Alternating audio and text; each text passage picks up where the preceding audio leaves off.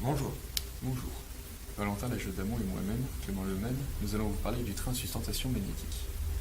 Alors pourquoi est-ce que nous allons parler de ce sujet? C'est parce que nous avons tous les deux vu un article dans Science et Vie qui parlait du Skytram. Le Skytram, c'est un projet mené par la NASA qui est en cours de développement à Israël et qui pourrait bientôt arriver en France, qui consiste à créer un mode de déplacement citadin, donc dans des nacelles biplaces qui se déplacent justement grâce à l'électromagnétisme.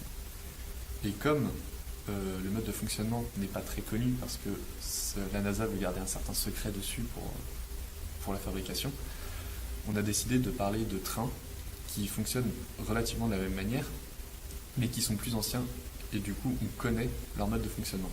Donc il s'agit du Transrapid et du Maglev, qui sont respectivement allemands et japonais.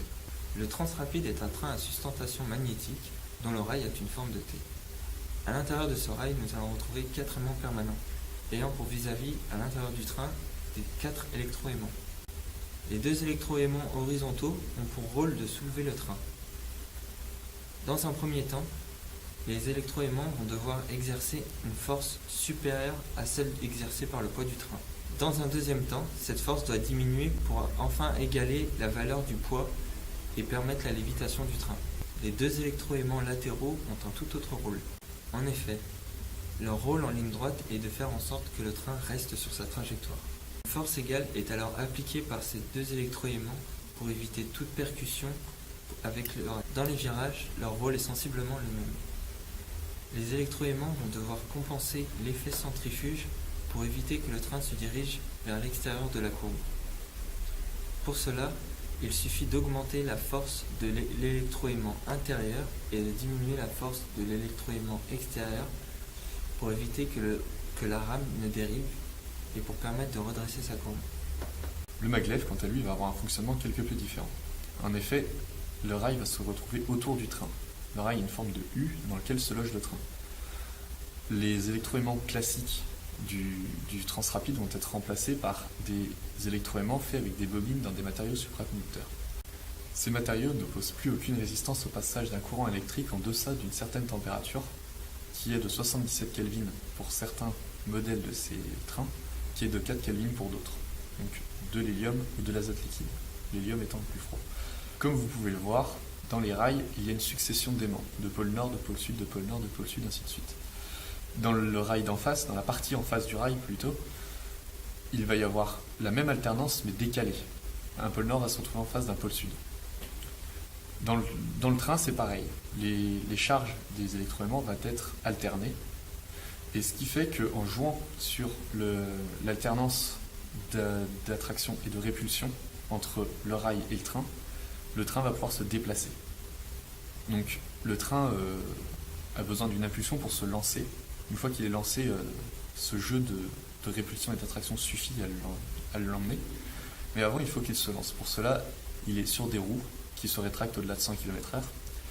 Et au-delà de 100 km/h, la portance du train et le champ magnétique émis suffit à faire en sorte que le train continue sa route tout droit. Pour le freinage, le train déploie une sorte de parachute, des petites voiles qui se déploient sur les côtés du train, sur le dessus, qui le freinent en augmentant les frottements qu'il a avec l'air. Si ce type de train n'est pas plus développé, c'est en partie à cause du coût d'entretien. Du coût d'entretien des matériaux eux-mêmes, de la formation qu'il faut donner au personnel, parce que c'est quand même du matériel de haute technologie, et tout le monde ne peut pas s'en servir, il faut avoir une certaine formation. Il y a aussi le coût d'entretien des lignes, qui est plus cher, au-delà d'1 million d'euros le kilomètre, qu'un train normal, un train classique. Ce sont des trains qui ne peuvent pas accueillir du fret, parce que c'est beaucoup trop lourd et la capacité des électroaimants ne permet pas de contrer ce poids excédent qui serait le cas avec du fret, donc qui est d'une charge beaucoup plus lourde que des passagers.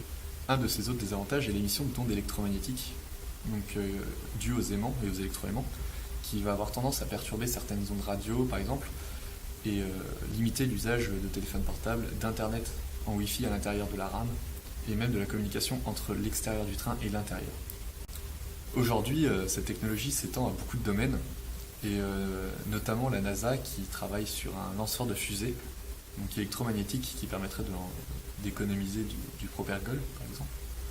Il y a aussi des ascenseurs qui sont en développement en Allemagne, donc qui permettraient aux ascenseurs non plus de se déplacer de haut en bas, mais dans les 3 dimensions. Enfin, certains films ne sont bientôt plus de la science-fiction comme iRobot ou Total Recall, puisque c'est une technologie qui est en train d'être adaptée, ou en tout cas ils sont en train d'essayer de l'adapter à l'automobile, ce qui permettrait de faire énormément